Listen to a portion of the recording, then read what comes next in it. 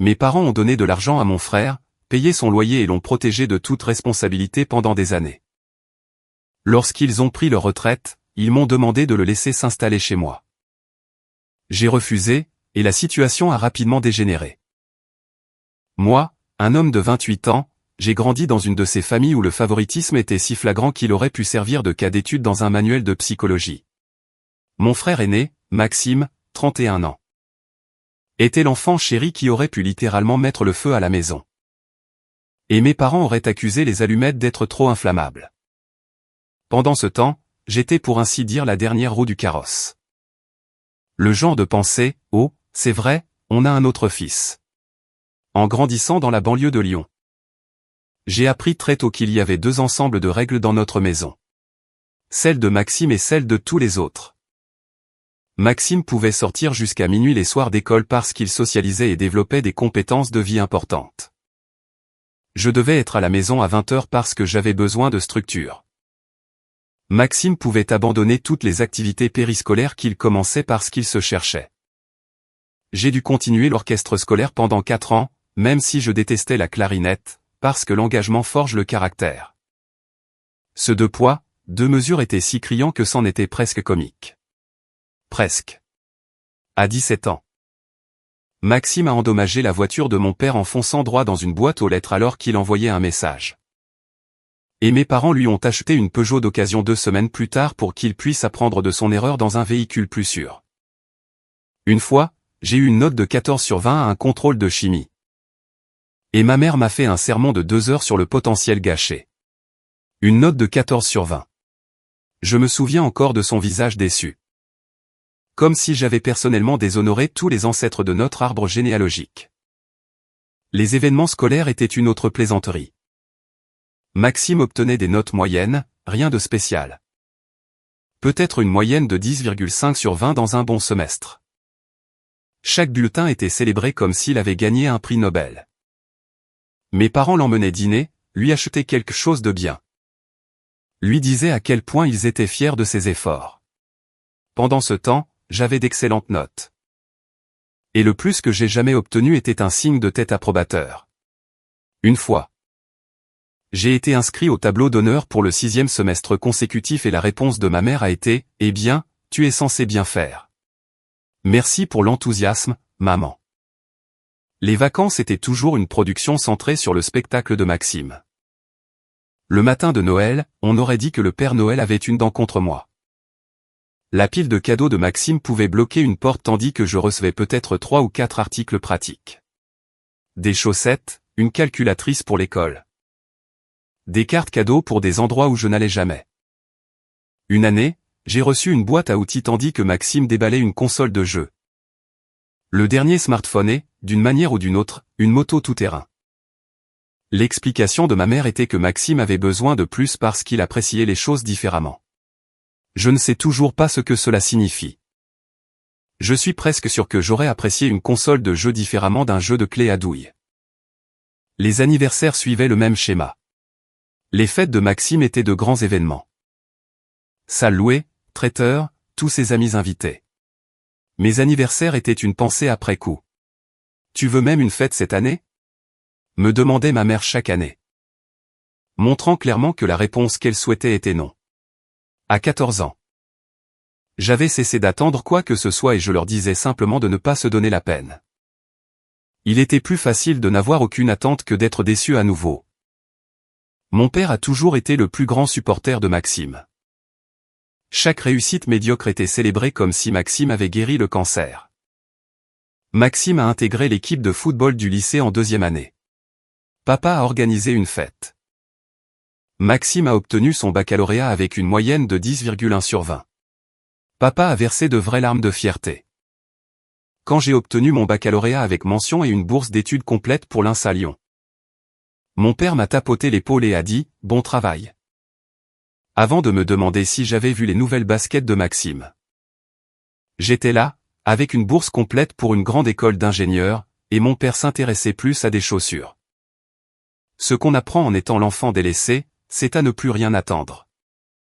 On arrête d'espérer que ses parents viendront à ces événements. On arrête d'attendre que quelqu'un remarque ses accomplissements. On baisse la tête et on se débrouille seul, parce que personne d'autre ne le fera.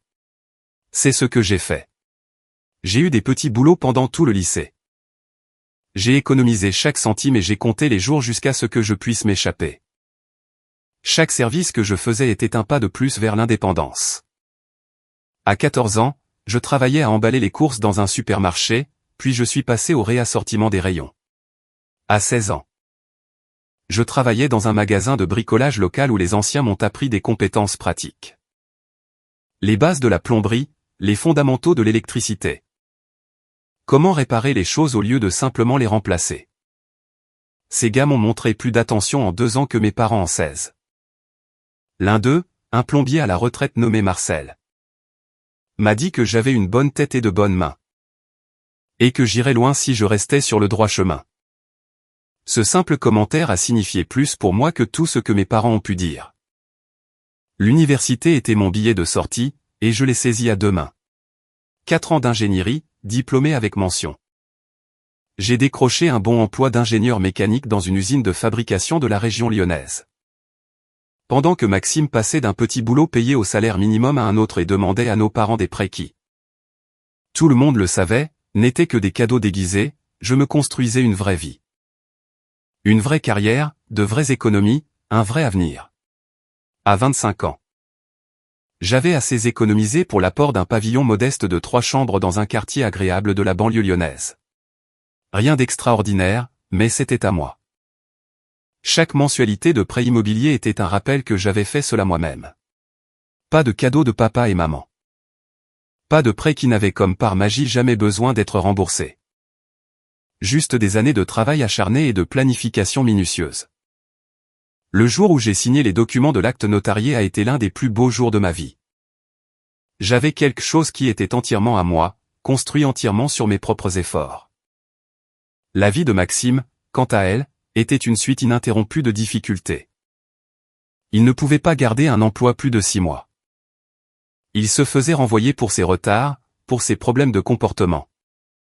Ou pour des différends avec la direction d'un restaurant rapide. Les excuses étaient toujours créatives, je lui accorde ça. Jamais rien n'était de sa faute. Le directeur faisait un abus de pouvoir. L'horaire était déraisonnable. Le travail était de toute façon indigne de lui. C'était toujours quelque chose d'extérieur qui causait ces problèmes, jamais quelque chose d'interne. L'historique de logement de Maxime se lit comme une comédie d'erreurs, sauf que personne ne rit. La première expulsion a eu lieu quand il avait 24 ans. Il avait loué un studio et avait cessé de payer le loyer après 3 mois parce qu'il n'était pas d'accord avec l'attitude du propriétaire. Je ne sais pas non plus ce que cela signifie. Le propriétaire avait apparemment eu l'audace de demander le loyer à temps, et Maxime avait trouvé cela agressif. Mes parents ont payé ses arriérés de loyer et l'ont laissé revenir à la maison. Ce premier retour a duré environ 8 mois. Maxime n'a rien fait de productif pendant tout ce temps. Pas de recherche d'emploi, pas de développement de compétences. Juste des jeux vidéo jusqu'à 4 heures du matin et dormir jusqu'à midi. Mes parents s'en plaignaient entre eux, mais ne l'ont jamais abordé directement avec Maxime. Il se remet d'une expérience difficile, disait ma mère. Une expérience difficile de ne pas payer ses factures. Quel traumatisme. La deuxième expulsion est survenue à 27 ans. Il avait emménagé avec une petite amie qui a finalement réalisé qu'elle subvenait aux besoins d'un homme adulte qui jouait aux jeux vidéo 14 heures par jour. Elle s'appelait Justine. Une gentille fille, d'après ce que j'ai pu voir. Bien trop bien pour Maxime. Elle cumulait 2 emplois pendant que Maxime ne contribuait en rien, sauf à se plaindre de son air fatigué. Quand elle en a finalement eu assez, elle l'a mis à la porte. Il lui devait 3 mois de facture de service public. Mes parents ont également couvert celle-ci et ont accueilli leur précieux garçon à la maison. Le deuxième retour fut encore pire. Maxime avait développé une attitude. Comme s'il faisait une faveur à nos parents en les gratifiant de sa présence. Il mangeait leur nourriture, utilisait leurs services publics, ne contribuait en rien à l'entretien de la maison. Puis se plaignait de la qualité des courses que ma mère achetait. Ce ne sont pas les bonnes chips, disait-il. Comme si un profiteur de 40 € par semaine avait le droit d'avoir des préférences. La troisième expulsion a eu lieu l'année dernière, alors qu'il avait 30 ans. Il avait réussi à convaincre un ami nommé Nicolas de le laisser crècher chez lui sans loyer en échange d'une aide pour les tâches ménagères.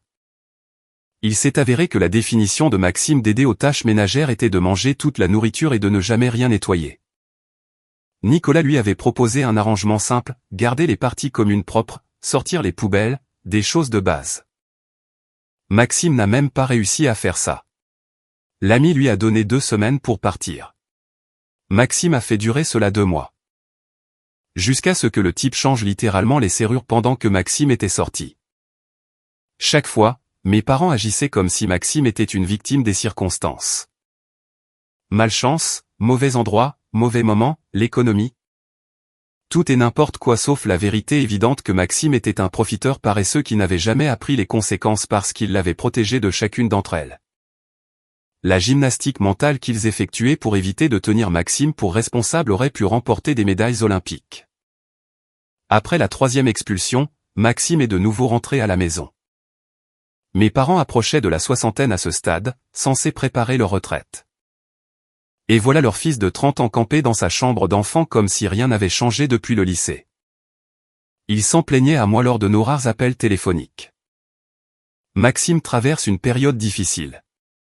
Maxime a juste besoin de trouver sa voie. Maxime s'épanouirait s'il avait la bonne opportunité.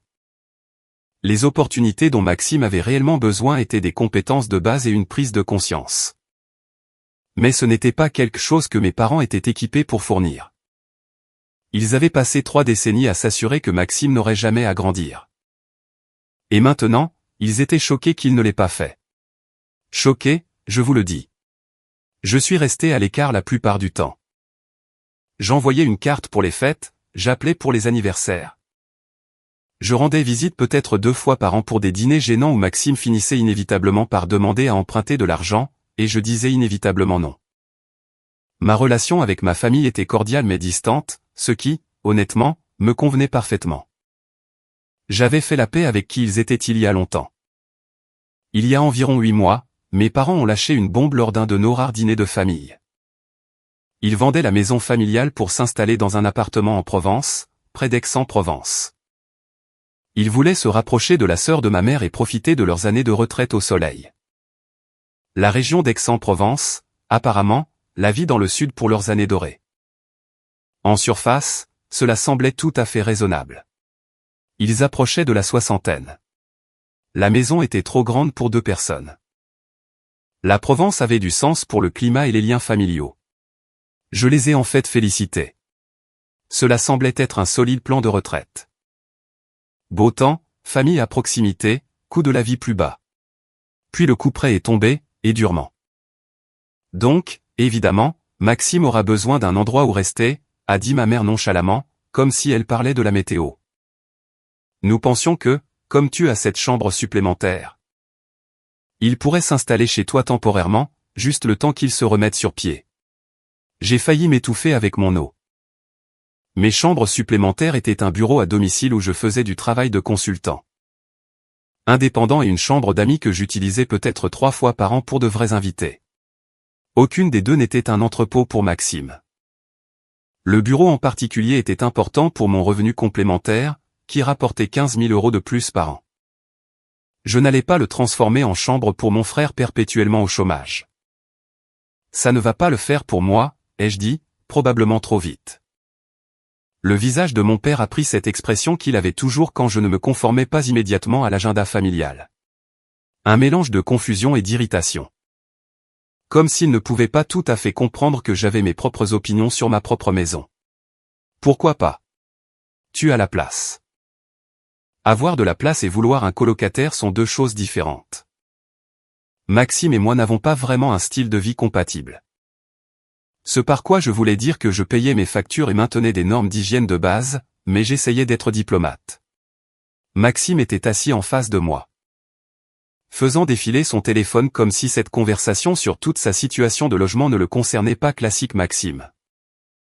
Laisser tout le monde régler ses problèmes pendant qu'il consulte les réseaux sociaux.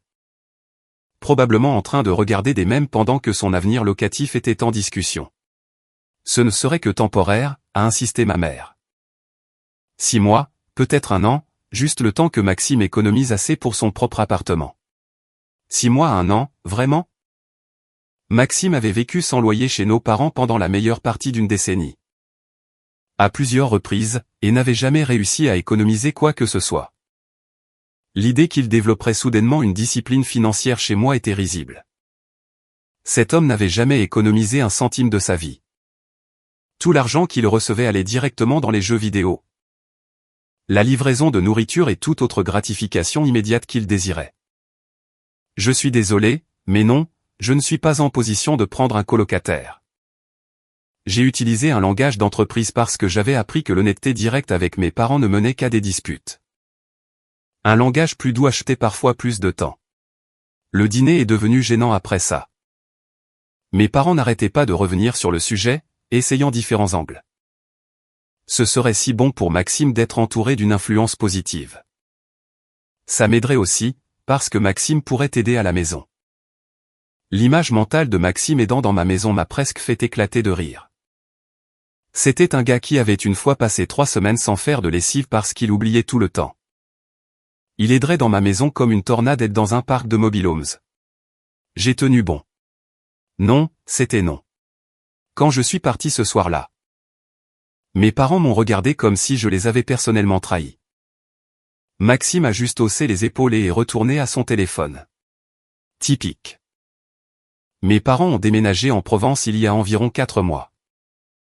Ils avaient trouvé à Maxime un petit appartement près de leur ancienne maison et avaient payé ses 3 premiers mois de loyer plus la caution, un cadeau de départ.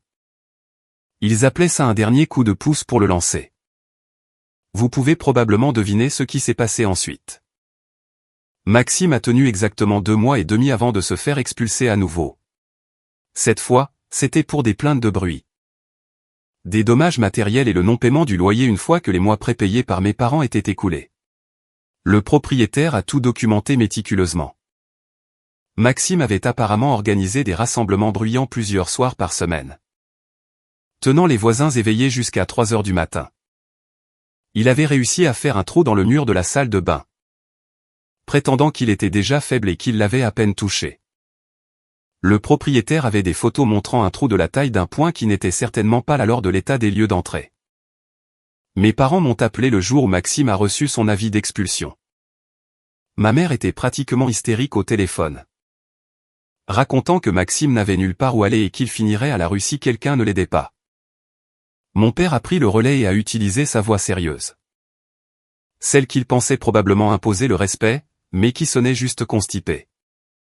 Tu dois laisser Maxime rester avec toi, a-t-il dit. Pas demandé, ordonné. Non, ai-je dit simplement. C'est ton frère. C'est ta famille. C'est ce que fait la famille. Famille ne signifie pas que je doive laisser quelqu'un s'installer chez moi contre ma volonté. Maxime a 31 ans. Il doit trouver sa propre situation de logement. Ma mère a repris le téléphone. Comment peux-tu être si froid après tout ce que nous avons fait pour toi? Celle-là m'a presque fait rire. Tout ce qu'ils avaient fait pour moi, les années de favoritisme, le manque de soutien. Les rappels constants que j'étais le fils de moindre importance. Que avait-il fait exactement pour moi, à part se souvenir occasionnellement que j'existais? Je pouvais compter sur les doigts d'une main les choses significatives qu'ils avaient apportées à ma vie, et la plupart de ces doigts resteraient baissés. Je ne suis pas froid. Je suis réaliste. Maxime a été expulsé 4 fois. Il ne paie pas de loyer. Il endommage les biens. Ce n'est pas quelqu'un que je veux voir vivre dans ma maison. L'appel a dégénéré en accusation et en culpabilisation. J'abandonnais ma famille. J'étais égoïste. Je punissais Maxime pour avoir fait des erreurs. Comme si endommager des propriétés locatives et refuser de payer son logement n'était que de simples petites erreurs que n'importe qui pouvait commettre. Comme si 4 expulsions en 7 ans n'étaient qu'une série de malchances. J'ai mis fin à l'appel en disant que ma réponse était définitive et que je n'allais pas en discuter davantage. Puis j'ai bloqué leur numéro pendant 48 heures parce que j'avais besoin d'une pause mentale. Au cours des semaines suivantes, ils ont tout essayé. Des parents éloignés, envoyés en mission, à qui je n'avais pas parlé depuis des années ont soudainement commencé à appeler pour me dire à quel point ils étaient déçus de moi.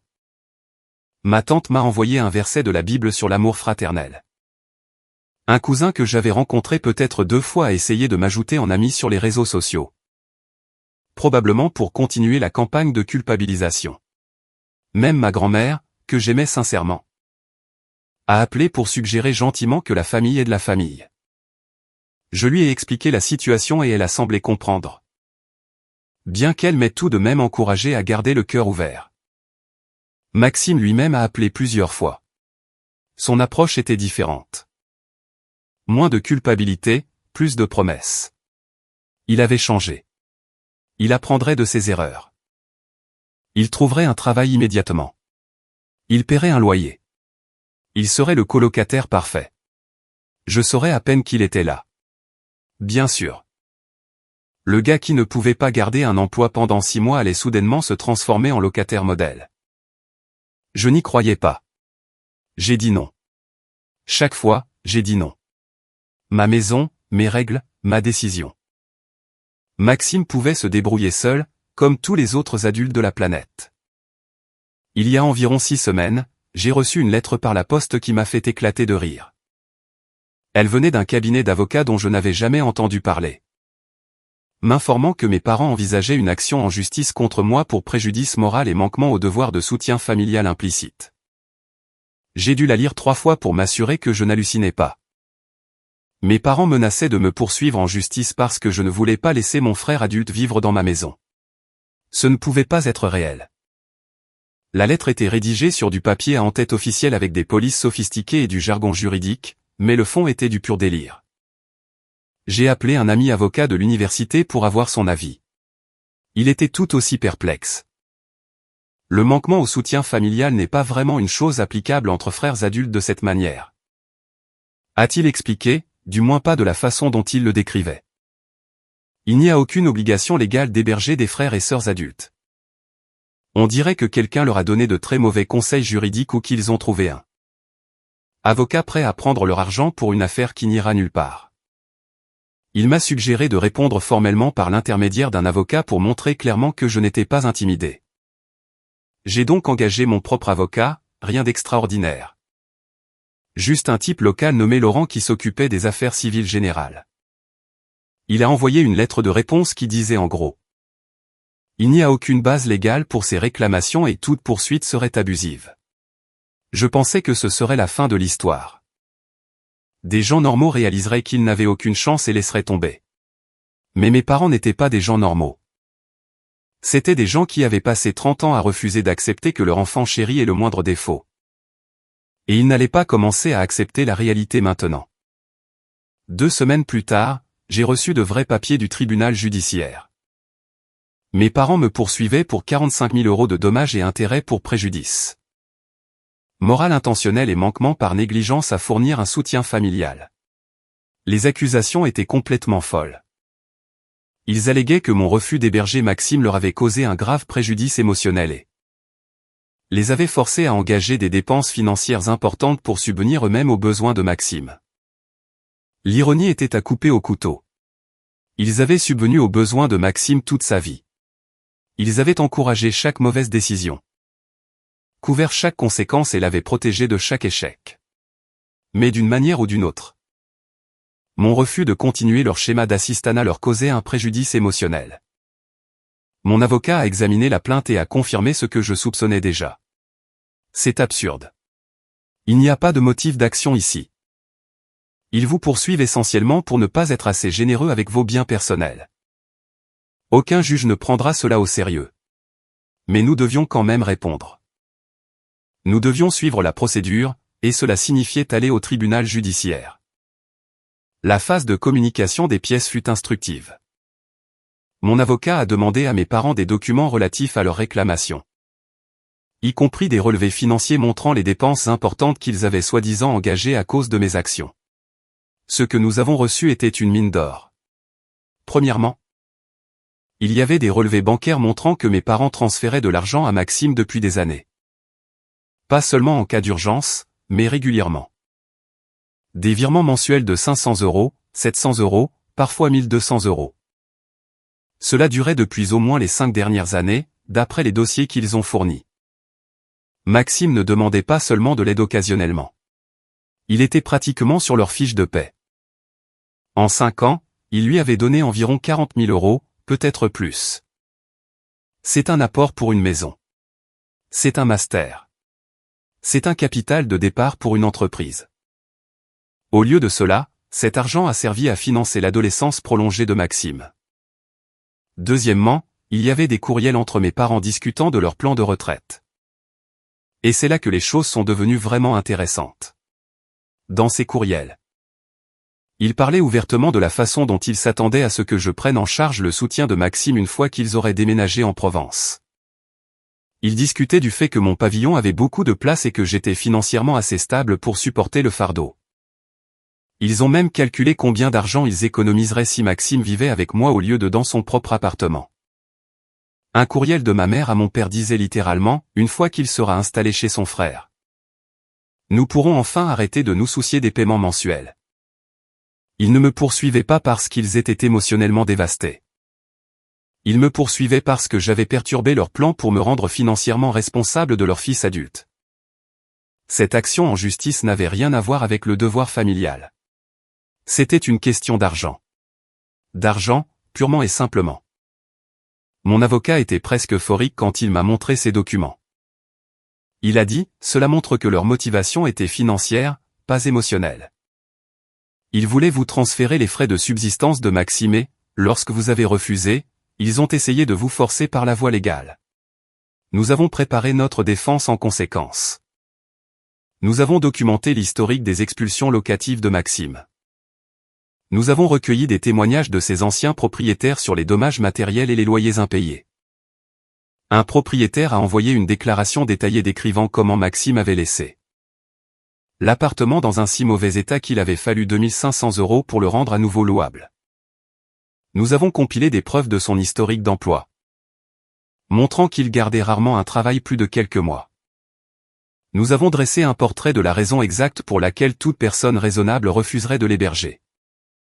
Mon avocat a également envoyé des interrogatoires à mes parents leur demandant de préciser exactement quel devoir familial ils estimaient que j'avais violé et de citer tout précédent juridique pour leur réclamation. Leurs réponses étaient vagues et répétaient principalement les mêmes arguments émotionnels. Ils ne pouvaient indiquer aucune loi ou principe juridique qui m'obligeait à héberger mon frère adulte. Toute l'affaire n'allait clairement nulle part, mais mes parents refusaient d'abandonner. Ils s'étaient engagés dans cette voie, et leur fierté ne leur permettait pas de reculer. Classique. L'audience a eu lieu un mardi matin au début de l'automne. J'ai pris ma journée de congé et je me suis présenté dans ma meilleure tenue professionnelle décontractée, ressemblant à l'adulte responsable que j'avais travaillé toute ma vie à devenir. Mes parents étaient déjà là avec Maxime, assis de l'autre côté de la salle d'audience. Ma mère ne voulait même pas me regarder. Mon père me foudroyait du regard comme si j'avais personnellement offensé ses ancêtres. Maxime était sur son téléphone. Évidemment. Leur avocat était ce type plus âgé qui donnait l'impression d'avoir décroché de sa carrière une dizaine d'années auparavant et de se la couler douce jusqu'à la retraite. Pas vraiment l'équipe juridique de rêve. Il brassait des papiers et regardait sa montre comme s'il avait mieux à faire ailleurs. La juge était une femme pragmatique d'une 50aine d'années qui semblait avoir vu tous les types de drames familiaux possibles et en était complètement lasse. Quand elle a examiné le dossier avant le début de l'audience, je l'ai vu lever un sourcil. Pas un bon signe pour mes parents. L'avocat de mes parents a commencé, exposant leur cas avec tout l'enthousiasme de quelqu'un lisant une liste de courses. Il a parlé de liens familiaux, d'obligations morales et du traumatisme de voir un membre de la famille tourner le dos à son propre sang. C'était lourd en émotions et extrêmement léger en arguments juridiques réels. Il n'a jamais cité une loi ou un précédent spécifique qui m'obligeait à héberger Maxime. Puis ce fut le tour de mon avocat. Il était méthodique et précis. Il a expliqué qu'il n'y avait aucune obligation légale pour un adulte de fournir un logement à un frère ou une sœur adulte. Il a présenté l'historique des expulsions locatives de Maxime, les dommages matériels, le schéma de non-paiement de loyer. Il a montré à la juge les courriels où mes parents discutaient de leur plan pour me transférer le fardeau financier de Maxime. Votre honneur, a dit mon avocat. Les plaignants ne cherchent pas justice pour un préjudice émotionnel. Il cherche à contraindre mon client à assumer la responsabilité financière d'un autre adulte. Il n'y a aucune base légale pour cette réclamation. Cette poursuite est une tentative d'utiliser le système judiciaire pour contourner le droit de mon client de déterminer qui vit dans sa propre maison. La juge semblait peu impressionnée par le dossier de mes parents. Elle a demandé directement à leur avocat. Pouvez-vous citer une autorité légale qui oblige une personne à fournir un logement à un frère ou une sœur adulte? Leur avocat a balbutié quelque chose sur les traditions du droit et l'esprit d'unité familiale. La juge n'était clairement pas convaincue. Puis est venu le moment qui a tout changé. La juge a décidé qu'elle voulait entendre Maxime directement. C'était logique, puisqu'il était la personne au centre de tout le litige. Maxime a prêté serment et s'est assis à la barre des témoins. L'air agacé de devoir poser son téléphone pendant 5 minutes.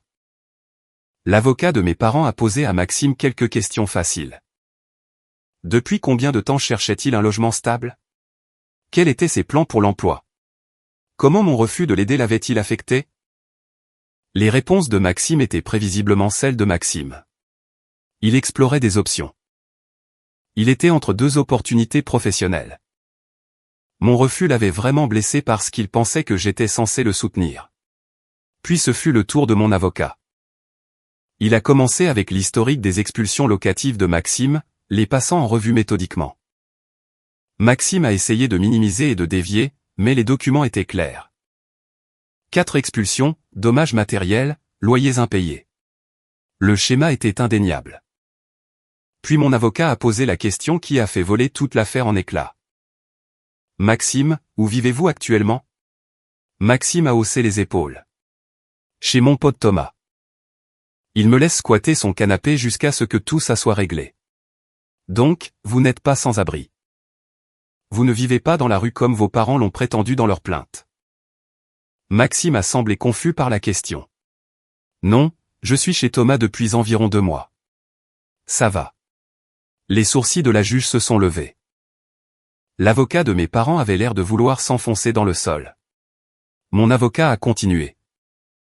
Et que comprenez-vous être le but de cette poursuite? Pourquoi vos parents poursuivent-ils votre frère? Maxime a de nouveau haussé les épaules. Je veux dire, c'est assez simple. Mes parents ont des revenus fixes maintenant. Et ils ne peuvent plus continuer à payer pour mes trucs. Ils se sont dit que s'ils obtenaient du tribunal que mon frère me prenne chez lui, ils économiseraient environ 900 € par mois ou quelque chose comme ça. En plus, mon frère a ce pavillon et il n'utilise même pas toutes les pièces, donc c'est un peu du gâchis. Bref, la salle d'audience est devenue silencieuse. Maxime venait d'admettre sous serment que toute la poursuite était une combine financière. Pas de préjudice émotionnel, pas de devoir familial. Juste le transfert de ces frais de subsistance de mes parents à moi. Mes parents avaient l'air horrifiés. Leur avocat a fermé les yeux comme s'il priait pour la douce délivrance de la mort. La juge semblait à la fois agacée et presque amusée par l'audace pure et simple de la situation.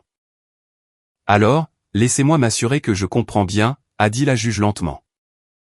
Vos parents ont intenté cette action en justice parce qu'ils voulaient économiser de l'argent en faisant assumer les frais de subsistance de votre frère par l'autre. Maxime a hoché la tête comme si c'était tout à fait raisonnable. Ouais, à peu près. Ils ont dit qu'ils n'avaient plus les moyens de continuer à m'aider et que mon frère avait plein d'argent pour prendre le relais. Un truc sur la juste part du fardeau familial ou je ne sais quoi. J'aurais pu serrer mon frère dans mes bras à ce moment-là. Après 31 ans de ces bêtises qui ne m'avaient causé que des ennuis, il avait enfin fait quelque chose d'utile. Il avait torpillé tout le dossier de mes parents avec sa propre incapacité à tenir sa langue. La juge a ordonné une brève suspension. Quand nous avons repris, elle n'a pas perdu de temps. J'en ai assez entendu, a-t-elle dit. Les plaignants n'ont pas réussi à établir une base légale pour leur réclamation. Il n'y a aucune loi qui oblige un adulte à fournir un logement à un frère ou une sœur adulte. Les allégations de préjudice émotionnel sont clairement un prétexte. Compte tenu du témoignage selon lequel la véritable motivation était financière. Elle a regardé directement mes parents. Ce que je trouve particulièrement troublant. C'est la tentative d'utiliser ce tribunal pour forcer un membre de la famille à assumer la responsabilité financière d'un autre. Le système juridique n'est pas fait pour ça. Votre fils, a-t-elle dit en me désignant, a tout à fait le droit de décider qui vit dans sa propre maison. Le fait que votre autre fils soit de la famille ne prime pas sur ce droit. Elle a rejeté l'affaire avec préjudice, ce qui signifie qu'il ne pouvait pas la réintroduire. Elle a également ordonné à mes parents de payer mes frais de justice, car la poursuite avait été abusive. Le total s'élevait à environ 7 000 €. Pas une fortune, mais une somme significative pour des personnes qui prétendaient ne plus avoir les moyens de subvenir aux besoins de Maxime. Ma mère pleurait en quittant la salle d'audience. Mon père avait l'air de vouloir frapper quelque chose. Maxime était déjà de retour sur son téléphone. Apparemment imperturbable par le fait que son témoignage venait de coûter des milliers d'euros à ses parents. Je suis sorti de là en me sentant plus léger que je ne l'avais été depuis des mois. Cela fait environ 3 semaines depuis l'audience, et les choses sont devenues intéressantes. Premièrement, mes parents ont envoyé une lettre exigeant que je renonce à l'attribution des frais de justice. La lettre faisait 4 pages, écrite à la main par ma mère. Pleine de culpabilisation sur le fait qu'ils avaient des revenus fixes et ne pouvaient pas se permettre cela. Elle a mentionné leur prêt immobilier. Elle a mentionné leur paiement de voiture. Elle a mentionné combien ils avaient dépensé pour Maxime au fil des ans, comme si c'était de ma faute. La lettre se terminait par « Nous sommes toujours tes parents et nous méritons ton respect ». Je l'ai transmise à mon avocat sans répondre. Il a renvoyé une réponse formelle indiquant que le jugement était maintenu et que le paiement était attendu dans les 30 jours. Ils ont manqué la date limite, n'ont pas payé un centime. Mon avocat a déposé une requête d'exécution et le tribunal l'a accordée. Ils ont maintenant une ordonnance de saisie sur la pension de mon père jusqu'à ce que les 7 000 € soient remboursés. Environ 400 € par mois déduits automatiquement. Ma mère a appelé en hurlant que je volais leur retraite. Elle criait si fort que j'ai dû éloigner le téléphone de mon oreille. Elle m'a traité d'ingrat. Elle m'a traité de froid. Elle a dit que je détruisais la famille. J'ai attendu qu'elle reprenne son souffle et je lui ai rappelé qu'elle aurait pu éviter cela en ne me poursuivant pas en justice. Elle a raccroché. Deuxièmement, Maxime s'est fait virer de chez Thomas. Il a duré presque 3 mois, ce qui est en fait un record pour lui. Thomas a découvert l'historique des expulsions locatives par quelqu'un du palais de justice qui connaissait quelqu'un qui connaissait quelqu'un.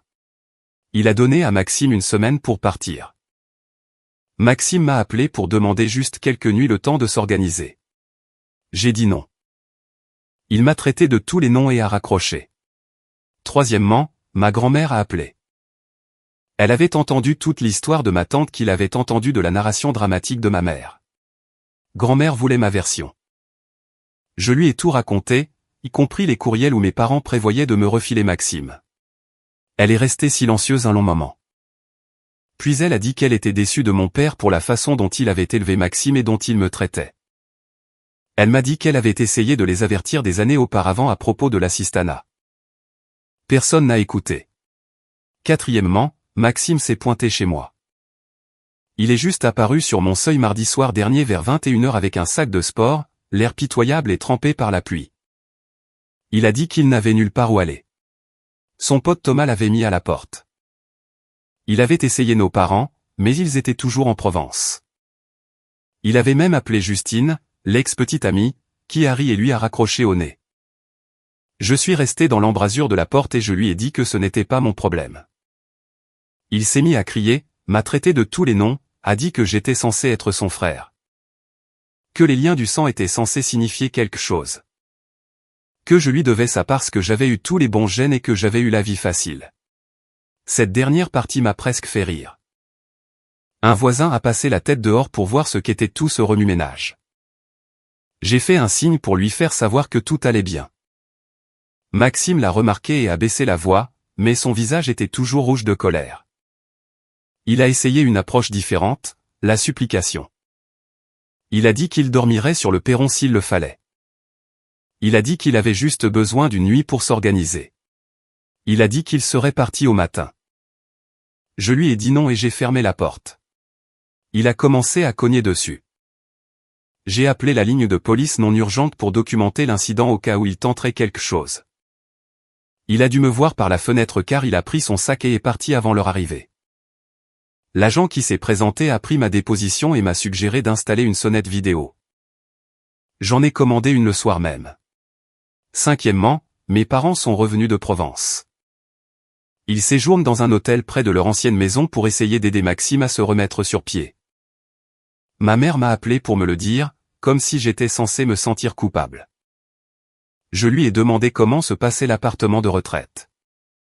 Elle a dit qu'il pourrait devoir le vendre pour couvrir les dépenses de Maxime. J'ai dit que cela ressemblait à un problème personnel. Elle m'a traité de sans cœur et a raccroché. Sixièmement, j'ai eu une promotion au travail. Un poste d'ingénieur senior avec une augmentation de 15%. Je l'ai appris le même jour où Maxime s'est fait virer de chez Thomas. Parfois, le moment est tout simplement parfait. Le week-end dernier, tout a atteint un point critique. Mes parents se sont présentés chez moi à l'improviste. Tous les deux, plus Maxime, debout sur mon perron comme une sorte de comité d'intervention. Ils avaient conduit toute la nuit depuis leur hôtel pour m'attraper avant que je parte travailler le samedi matin. Mon père tenait un dossier de papier. Ma mère avait pleuré. Le mascara coulait sur son visage. Maxime avait juste l'air agacé d'être là. Probablement parce que quelqu'un l'avait réveillé avant midi. Je suis sorti et j'ai fermé la porte derrière moi. Je ne les laissais pas entrer. La nouvelle sonnette vidéo enregistrait tout, ce que j'ai pris soin de souligner. Mon père s'est lancé dans un discours qu'il avait clairement répété dans la voiture. La famille et la responsabilité, les liens du sang plus forts que tout. Comment je déchirais tout le monde avec mon égoïsme. Il a dit qu'ils avaient apporté des documents montrant leur situation financière, des relevés bancaires, des factures. Des feuilles de calcul montrant combien ils avaient dépensé pour Maxime au fil des ans. Il voulait que je voie à quel point il s'était sacrifié. Il a dit que si j'acceptais de laisser Maxime rester 6 mois, peut-être 1 an, il pourrait se remettre sur les rails. Il pourrait sauver l'appartement en Provence. Il pourrait prendre leur retraite en paix. Ma mère est intervenue entre deux sanglots. Elle a parlé de comment elle m'avait porté pendant 9 mois. Comment elle était restée éveillée avec moi quand j'étais malade. Comment elle m'avait conduit à l'école tous les jours. Elle a fait passer le rôle parental de base pour une faveur extraordinaire pour laquelle je lui serais redevable pour le reste de ma vie. Maxime était là, faisant défiler son téléphone. Complètement déconnecté de la conversation qui concernait littéralement son avenir. Je les ai laissés finir. Cela a pris environ 10 minutes, je n'ai pas interrompu une seule fois. Puis j'ai posé une question. Avez-vous apporté des documents montrant ce que vous avez sacrifié pour moi?